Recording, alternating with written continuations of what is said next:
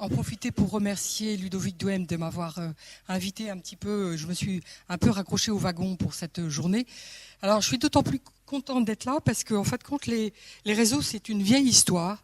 Dans le cadre de mes études d'ingénieur en mathématiques appliquées, j'ai plus précisément travaillé sur la théorie des graphes et j'avais en particulier travaillé sur un projet d'aide à la gestion logistique des moyens d'urgence sur les départements de l'Isère, les moyens logistiques étant représentés sous forme de nœuds dans un graphe. Alors plus récemment, dans mon métier précédent qui était d'être directeur informatique, expert TIC, j'ai mis en place des réseaux, en particulier le réseau Rémus sur l'Est parisien, le réseau universitaire. Et donc, c'était pas simplement un réseau logique, c'était aussi tiré de la fibre optique au début des années 2000, alors que à cette époque-là, les usages n'étaient pas encore là. Et donc, plus récemment, ça fait 8 ans que je me suis, entre guillemets, reconvertie au textile. J'avais une vieille histoire à régler avec le textile parce que je suis originaire de Roubaix, donc vous comprenez bien que j'avais toute mon enfance, mon adolescence avait été un petit peu bercée. Même si aujourd'hui le contexte est un petit peu différent, mais enfin bon, il est ce qu'il est, avait été bercé par ce textile. Donc je vais passer sur ce transparent très rapidement parce que donc Ludovic vient de me présenter, je ne vais pas m'étendre. Juste dire que mon travail dans le cadre de ce bureau qui s'appelle T3NEL, c'est surtout, et j'y tiens beaucoup, essayer de faire connaître ce qu'est le textile aujourd'hui et décloisonner, tisser des passerelles vers les acteurs des technologies connexes. Donc ça peut être aussi bien des savoir-faire dans d'autres domaines matériaux, comme ça peut être des technologies high-tech, comme vous allez le voir plus loin. Donc ma présentation, votre compte, elle va reprendre un petit peu mon histoire que je viens de vous présenter. C'est-à-dire que dans un premier temps, je vais un petit peu dire le parallèle qu'il y a depuis toujours entre les mathématiques et les géométries textiles nouvelles. Après, donc, vous montrer qu'aujourd'hui, le textile a complètement, changé dans ses domaines d'application grâce à son rôle de catalyseur avec les innovations technologiques. Il est vraiment à la croisée de toutes ces innovations. Et dernier point, donc, et c'est le sujet, c'est le titre de ma présentation, vous montrer comment le textile pourrait être, pourquoi pas, une solution pour un nouveau mode de communication sensible. Donc le textile, dans sa forme classique, peut apparaître depuis donc je ne vais pas dire la nuit de temps, mais depuis donc pratiquement le néolithique où on a commencé à avoir les premiers tressages. Donc se fait par entrecroisement de fils, mais il faut quand même faire la différence entre ce qui relève du tissage ou du tressage, qui nécessite d'être sur un métier, donc d'avoir un support. Ce support va le délimiter, mais s'il n'existait pas, on pourrait imaginer d'avoir des chaînes et trames qui s'étirent à l'infini. J'aime bien cette image de réseau infini. Et par contre, si on s'intéresse au tricot, je dirais la matière existe en elle-même. Elle existe, et donc lorsqu'on a fini un tricot, en termes de matière, on a exactement la matière qu'il faut pour composer le vêtement. Ce qui n'est pas du tout le cas du tissu, parce qu'après il faut le découper, et puis éventuellement y faire des traitements, et puis surtout faire de la confection. Donc les mathématiciens qui se sont intéressés aux géométries, c'est très tôt, c'est déjà, on a parlé de Descartes ce matin, on a parlé donc de son approche cartésienne. Descartes, donc, dans les règles pour la direction de l'esprit, dit que par rapport à la connaissance, plutôt que d'essayer d'ingurgiter tout, le plus simple, c'est de commencer par des arts, les arts qui semblent les moins importants.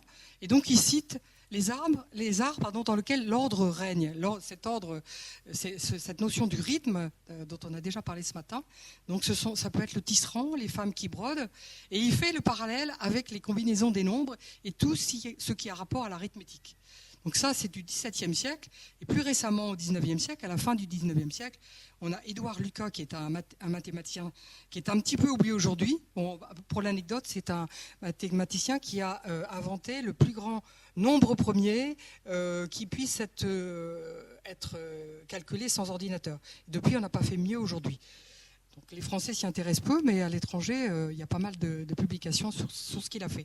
Donc lui, il a publié, en fin de compte, il a été employé par l'industrie textile de l'époque, et il s'est intéressé aux armures de satin qui peuvent être très compliquées. Bon, là, c'est un graphe avec une armure simple, un satin régulier.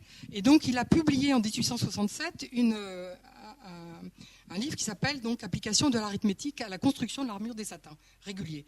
Et alors, ce qui est amusant, c'est que d'autres mathématiciens à l'époque se sont intéressés au sujet, les industriels ont suivi, et en fin de compte, ça a fait avancer une théorie qui est très ancienne, qui est la théorie des nombres, et en particulier dans un domaine inattendu qui est la cryptographie, et qui sert beaucoup aujourd'hui. Vous devez savoir que quand on veut transférer des données à travers le réseau, des données sensibles, on ne les transfère pas comme ça, elles sont cryptées, et je dirais les logiciels pour essayer de décoder ce qui est transféré à travers le réseau, en particulier dans le domaine militaire, sont très au point. Donc aujourd'hui, on a un concours de nouvelles fibres artificielles et synthétiques qui sont apparues, en particulier qui ont été boostées. Malheureusement, c'est toujours un peu le domaine militaire qui fait ça. Au moment de la dernière guerre mondiale, les circuits économiques étaient profondément modifiés. En particulier, je prends un exemple, les parachutes. Les Américains fabriquaient leurs parachutes avec de la soie qui venait du Japon. Bon, comme ils étaient en guerre, il était bien évident qu'il fallait trouver une autre matière première. Donc, c'est à cette époque-là que Carl Rogers a découvert donc le nylon, donc le polyamide 6.6. Et donc, je ne vais pas vous faire un historique des fibres, mais après, à travers la société de consommation, le fait que tout le monde voulait être habillé, changer souvent, etc., on a eu une explosion de fibres artificielles et synthétiques qui, au départ, avaient un rôle de remplacer simplement les fibres naturelles dans le vêtement, mais qui après ont trouvé des usages beaucoup plus sophistiqués dans tous les domaines de l'industrie. Et alors, avec le concours des mathématiques et de l'informatique, on arrive aujourd'hui à imaginer, tout à l'heure, donc on vient de parler de structure 3D, vous allez voir plus loin que c'est effectivement là-dessus qu'on a travaillé dans les dernières décennies. Et enfin, la combinaison donc, de cette profusion de fibres et de cette capacité à faire de nouveaux entrelacements a fait qu'aujourd'hui, et c'est un petit peu le sujet du livre que j'ai fait l'année dernière, tous ces textiles vont permettre de faire des structures tout à fait originales, non tissées, éventuellement aussi. On n'en a pas encore parlé tellement depuis ce matin, mais il faut savoir que depuis... c'est une technique, le non tissé, qui est à la croisée du plastique et du papier.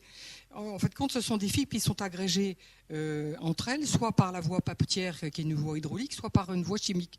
Donc, cette nouvelle technique permet aujourd'hui d'aller beaucoup plus loin dans l'invention des structures, et en particulier lorsqu'on embarque ces structures dans des matériaux qu'on appelle composites. Là, je vous ai montré, par exemple, là, par contre, c'est du tressage, hein, sur l'exemple qui est ici à droite. Vous avez donc une structure tressée qui est utilisée dans un composite.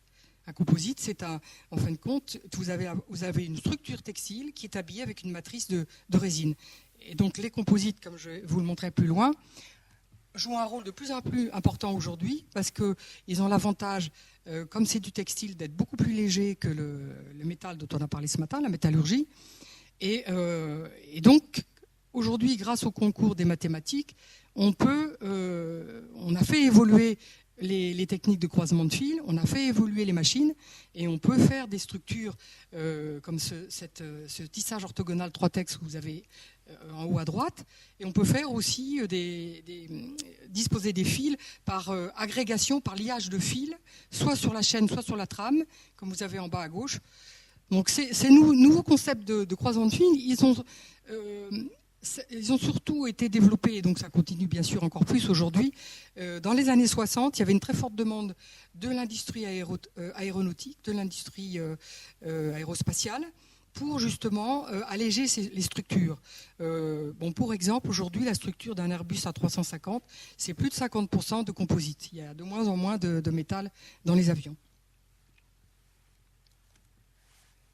Alors, autre concours des mathématiques, c'est faire de la modélisation en amont. Là, sur cet exemple, vous avez un modèle topologique qui est pour un textile tricoté. Donc, donc en fin de compte, c'est une méthode prédictive. Donc on va modéliser la matrice qui correspond à ces fils qui vont être tricotés, de façon à pouvoir prévoir comment la topologie donc de la microstructure au sens fil, va influencer les propriétés mécaniques, c'est-à-dire macroscopiques du textile final. Donc quelques exemples, parce que bon là c'est beaucoup de théorie, mais quelques exemples dans l'architecture. Bon, moi j'aime bien rêver un petit peu. L'architecture, je le reprendrai dans le troisième point quand je vous parlerai plus précisément du textile comme mode de communication sensible. Mais on a parlé ce matin du textile comme étant l'élément qui permettait de créer des zones, des enclos, des zones délimitées. Donc le premier enclos, c'est le vêtement, et le deuxième enclos, c'est l'habitat. Donc dans l'architecture, on a de plus en plus d'utilisation de ce matériau, justement toujours dans une logique d'allègement de structure, et aussi dans une logique d'avoir quelque chose qui soit flexible, extensible, ma foi qui s'adapte aux besoins. Donc pourquoi pas imaginer quelque chose qui s'adapte dans le temps et l'espace, qui s'adapte. Bon, le textile a souvent un rôle, disons que c'est un matériau qui nous est proche. On a une affinité avec le textile, et c'est vrai que dans l'architecture, il commence à être de plus en plus considéré. C'est le 5e matériau. Donc là, un exemple en bas d'une structure qui est en fin de compte, c'est différentes structures de tissus non tissés, multi-axiaux. Donc l'intérêt de ce genre de structure, c'est que vous voyez qu'il y a des angles différents selon les pièces qui sont là. Et en fait, grâce à cette possibilité de faire du multi-axial, on va pouvoir très précisément optimiser une structure en fonction des charges qui vont être portées dans le bâtiment. Donc ça, ce sont des choses qui se développent de plus en plus dans l'architecture. Un autre exemple, cette fois à une échelle beaucoup plus petite que dans l'architecture, c'est dans le textile, dans la régénération tissulaire. Aujourd'hui, donc, on conçoit ce qu'on appelle des guides de tissus humains. Donc ce sont en fin de compte très souvent des structures non tissées. Là, vous en voyez une. Vous avez un réseau de fibres non tissées. Alors ces fibres non tissées, en l'occurrence, elles sont biodégradables. Donc elles vont permettre, elles ont une affinité très grande avec les cellules humaines, comme le collagène, la fibrine, l'élastine. Et donc on va les implanter là où il faut réparer une partie du corps. Et les cellules humaines vont se développer, vont prendre appui sur les fibres et donc se reconstituer. Et donc au fur et à mesure que ce travail de régénération va s'opérer, le matériau de support, le guide, va disparaître. Donc ça, c'est quelque chose qui est assez extraordinaire. Donc pour terminer sur ce premier point, je ne peux pas m'empêcher de vous citer Henri Poincaré. On a parlé tout à l'heure de dimension 3D, mais en fin de compte, Henri Poincaré, qui est encore un mathématicien célèbre de la fin du 19e, avec l'Institut Poincaré à Paris, que vous devez connaître, qui est dirigé par Cédric Viviani. Et donc il a eu une problématique, à savoir, donc là sa problématique c'était donc de s'intéresser aux courbes et au parcours, et donc ces parcours en fin de compte représentaient des graphes qui étaient faits par les différents corps dans l'espace, en particulier lorsqu'on regarde les planètes. Donc comme il y en a plus que 3, il a été obligé de commencer à s'intéresser à ce qu'on appelle des treillis. Là, vous avez un treillis mathématique z sur 2z puissance 3. Et donc, il a écrit cette phrase fabuleuse à l'époque dans son mémoire sur le problème des 3 corps. Et là aussi, l'inspiration du tissu. Donc, une figure formée par ces 2 courbes et leur intersection en nombre infini. Ces intersections forment une sorte de treillis, de tissu, de réseau à mailles infiniment serré, etc. Donc, c'est juste un extrait de ce texte qui est très joli. Alors le deuxième point, là où on va regarder de plus près les technologies. Pourquoi ce textile aujourd'hui, en fin de compte, il fait réseau. Il fait réseau avec les technologies et il fait réseau avec les matériaux des secteurs connexes.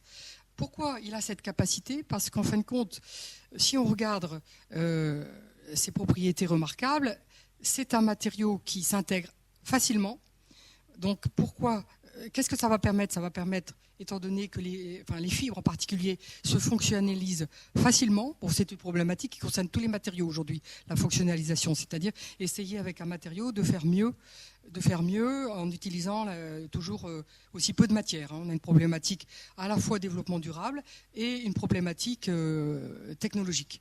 Donc les deux, en fait, sont très catalyseurs d'innovation. Donc le textile, c'est aussi un fabuleux agent de communication. Donc il est en interaction complète avec son environnement et c'est aussi un matériau qui s'adapte. C'est-à-dire que lorsqu'on a trouvé un usage spécifique, très souvent, on lui trouve après un usage qui va être un usage qui va l'emporter souvent sur le premier usage. Je prends un exemple, par exemple dans le domaine militaire, il y a des matériaux exétiques qui sont mis au point, donc des fibres, qui vont avoir la propriété d'augmenter de volume quand on les étire. Ça c'est pour dans le domaine militaire. Aujourd'hui c'est utilisé dans la chirurgie, dans la protection, parce que c'est un matériau qui en fin de compte trouve beaucoup d'autres usages. Donc, pour illustrer ce que je viens de vous dire, les collaborations, pourquoi cette co-innovation? Donc déjà, des collaborations avec les matériaux des secteurs connexes. Donc ce matin, on a cité les matériaux dans l'architecture, on a parlé dans la première présentation, en particulier de la métallurgie, qui est une industrie plus récente que le textile, mais à peine, mais qui a bien servi à faire les machines, en particulier pour l'industrie textile. Donc aujourd'hui, le textile, en fin de compte, il collabore avec tous les autres secteurs matériaux qui lui sont connexes. On a des fibres céramiques, on a des fibres de verre, on en a parlé. On a des matériaux hybrides qui mélangent le métal et le textile. On a des matériaux qui mélangent bien sûr depuis longtemps le textile et le papier. On a des membranes textiles, en particulier dans la construction, pour remplacer les toits et avoir des toits qui soient translucides. On n'est pas obligé d'allumer, en particulier dans les stades. Et puis on a surtout quelque chose qui est très léger. Donc collaboration avec les plastiques, les mousses, les caoutchoucs. C'est pour ça que ce matin j'ai fait cette remarque sur le caoutchouc. En fait, quand aujourd'hui on est dans une problématique de matériaux souples, globalement, pour le textile. Donc collaboration interdisciplinaire. Aujourd'hui, on ne peut pas imaginer de faire un textile sans se dire, ma foi, comment on va traiter ce textile, parce que bon, même un coton aujourd'hui, il est traité, ne serait-ce qu'au début pour lui donner ses propriétés hydrophiles. Je dirais même les textiles naturels passent par des méthodes chimiques, même s'il y en a moins. La physique, la mécanique pour prévoir les caractéristiques de ces structures fibreuses, les mathématiques, j'en ai déjà parlé, et bien entendu le design, parce qu'aujourd'hui on n'imagine pas de concevoir un produit textile sans se préoccuper de la place qu'il va trouver, de son usage, du sens qu'il va trouver au quotidien dans la vie des gens. Et enfin, donc j'ai parlé des matériaux, collaboration intermatériaux, j'ai parlé collaboration interdisciplinaire, et là c'est collaboration avec toutes les technos de pointe qui sont aujourd'hui au cœur de l'innovation, c'est-à-dire les nanotechnologies, les biotechnologies. Donc sur ce petit schéma, vous voyez donc des exemples, les nanofibres, les nanoparticules, les technologies de production avancées, c'est-à-dire qu'il ne s'agit pas simplement d'avoir un matériau qui fait mieux, il faut aussi le produire en polluant moins, en allant plus vite s'il y a une problématique de coût, etc. Donc, après, quatrième point, les microsystèmes électroniques, l'éthique, parce qu'on en embarque de plus en plus dans le textile. Et enfin, la chimie macromoléculaire. Donc là, c'est pour reprendre, c'est pour illustrer. Dans les nanotechnologies, ça va permettre de faire des nanofibres, de faire de la nano-induction, c'est-à-dire un traitement à une échelle nanométrique, de l'ingénierie de surface.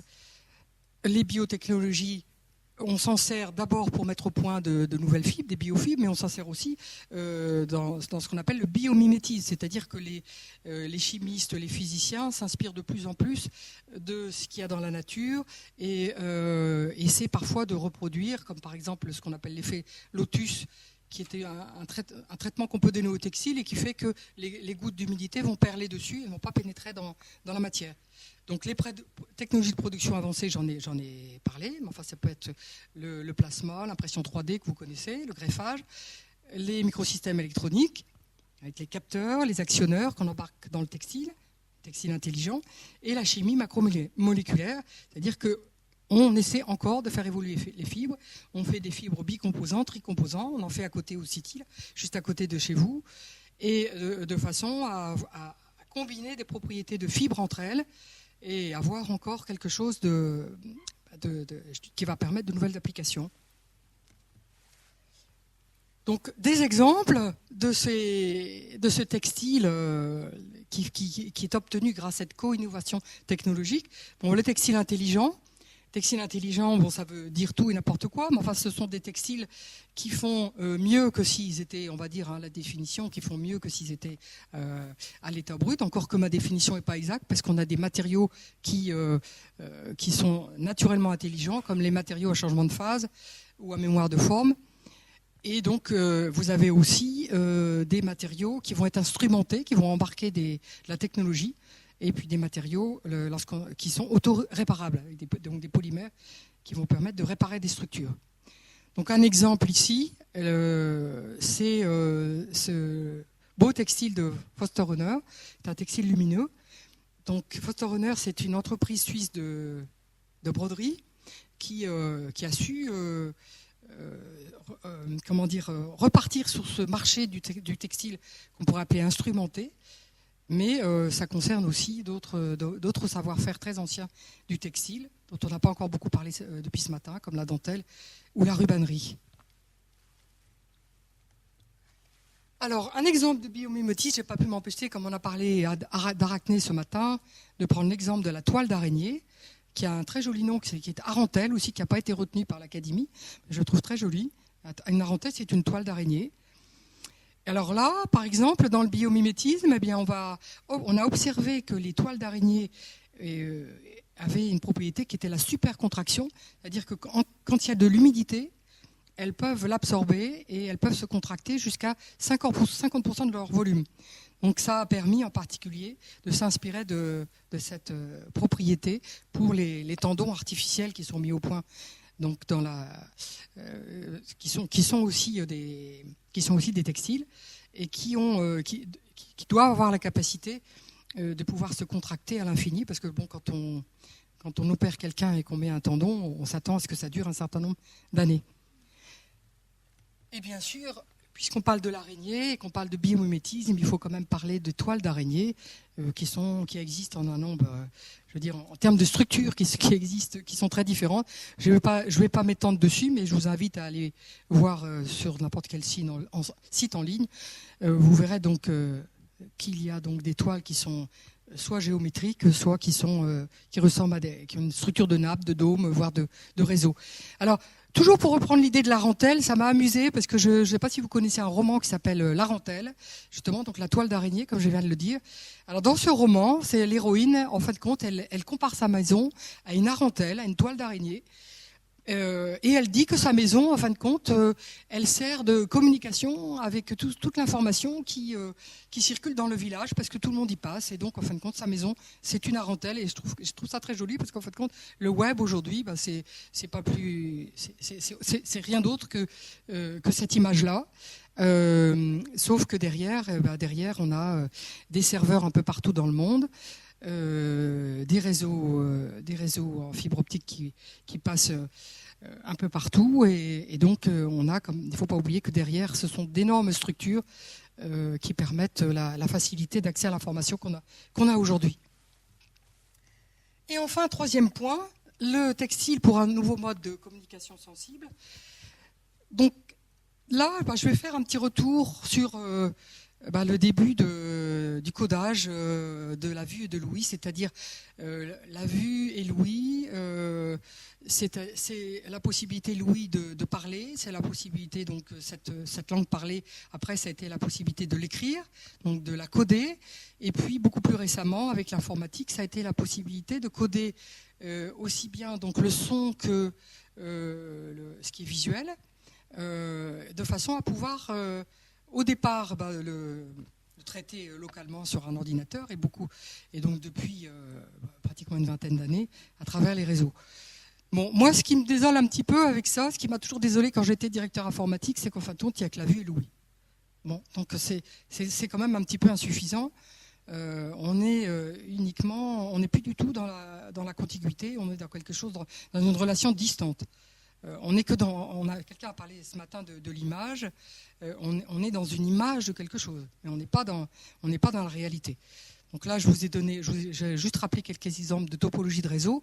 Bon, ce qui est de plus en plus utilisé, c'est plutôt celui qui est à droite, parce que pour des raisons de sécurité, on a intérêt à avoir des structures redondantes de façon à pouvoir aller de plusieurs façons d'un point à un autre.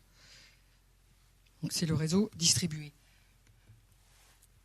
Donc, en fin de compte, si on regarde ce que je viens d'exposer, comment on explique une perception, hein, qu'elle soit une perception de quelque chose quand vous êtes dans un lieu. Vous êtes à un cours, vous suivez un cours.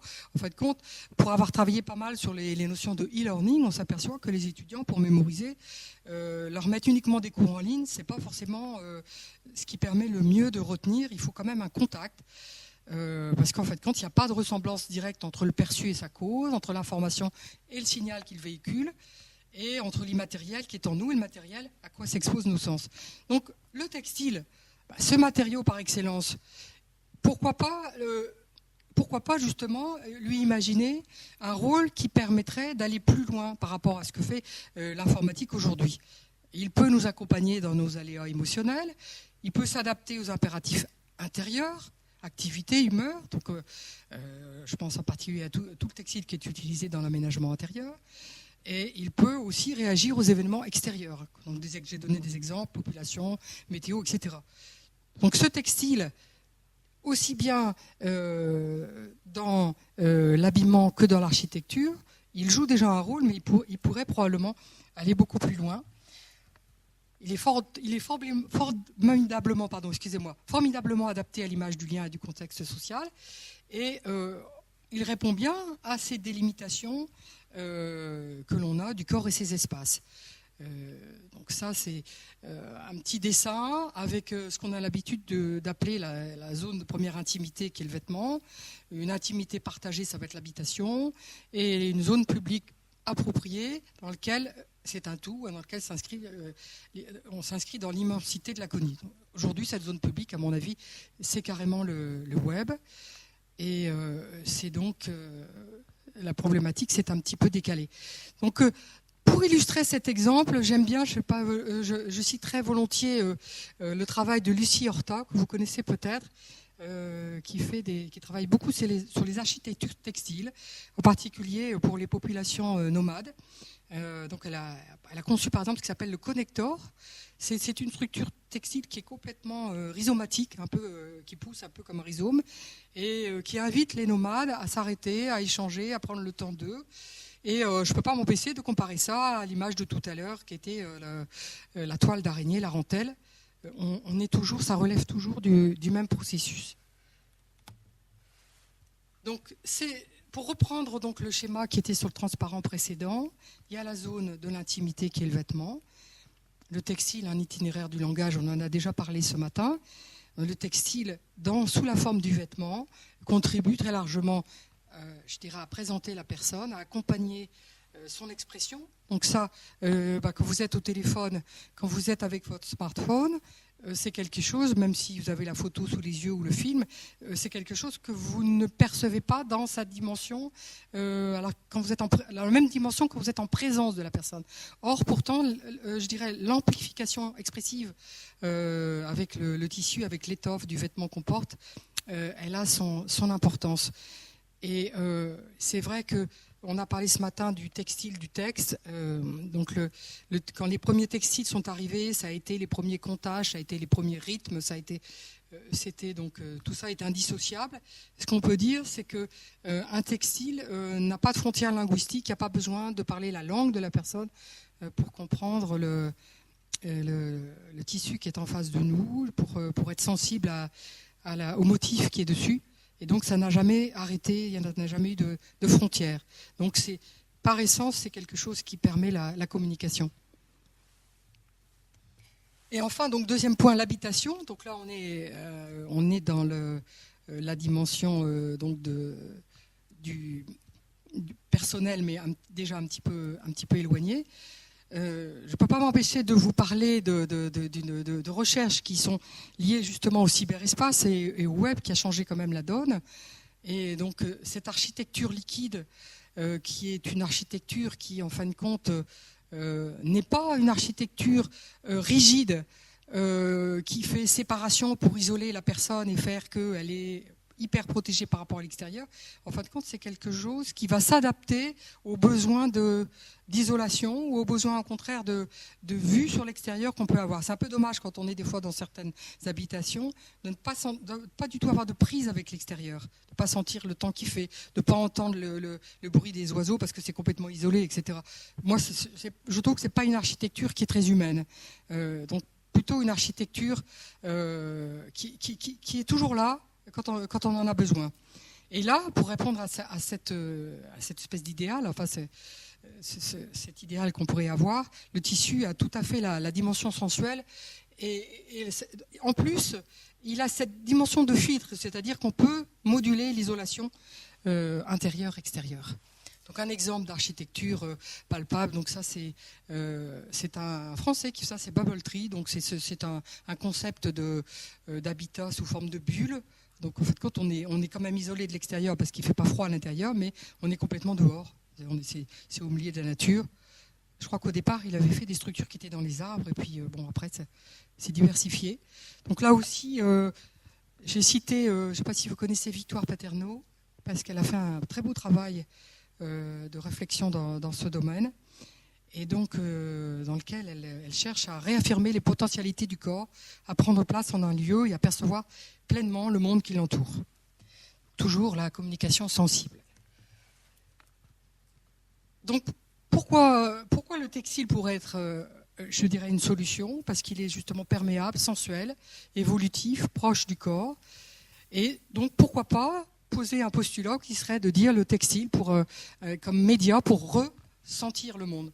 Ressentir le monde dans un monde qui est de plus en plus dématérialisé. Et donc, à travers ce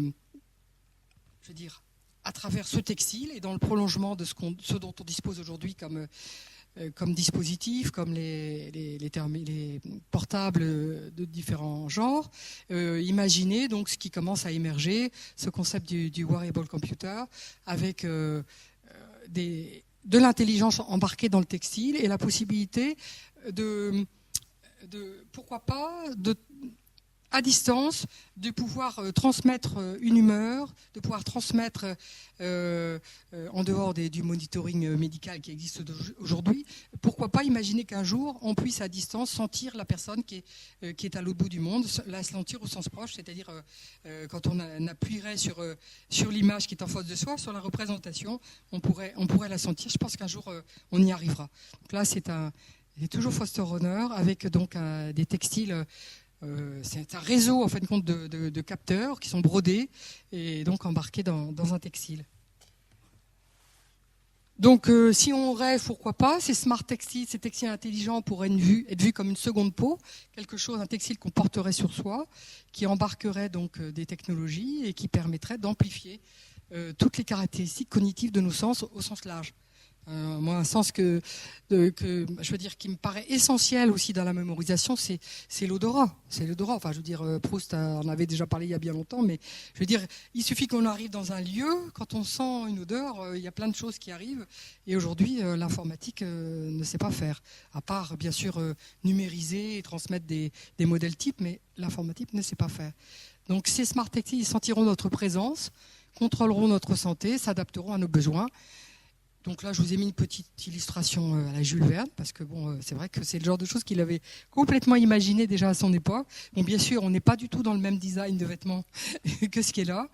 Et donc, le calcul et la manipulation des données pourront permettre de créer aussi, dans un autre sens, de nouvelles expériences sensitives qu'on n'a pas forcément aujourd'hui. Donc, ça peut aller dans les deux sens. Donc là, je vous ai mis un petit schéma pour expliquer le principe de comment ça pourrait marcher. Donc ça, c'est le projet Simple Skin qui est un projet, en fin de compte, pour développer un operating system propre aux vêtements et qui permettrait d'appliquer aux vêtements le même modèle de développement que ce qu'on connaît aujourd'hui sur le smartphone. En gros, on aurait des applications qu'on pourrait télécharger et on pourrait étendre les possibilités d'un vêtement.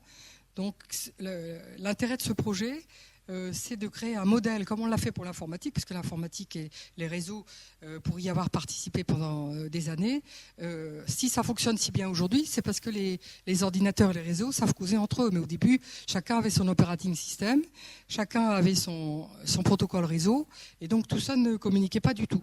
Donc, si on arrive à avoir cet outil, en fin de compte, on pourra avoir un développeur, je veux dire un développeur au sens large du terme, des designers, des ingénieurs, des techniciens, des gens imaginatifs, des artistes, tous les gens qui sont capables d'inventer, ils auront un outil pour passer, pour faire en sorte que ce qu'ils auront développé s'intègre dans n'importe quel vêtement.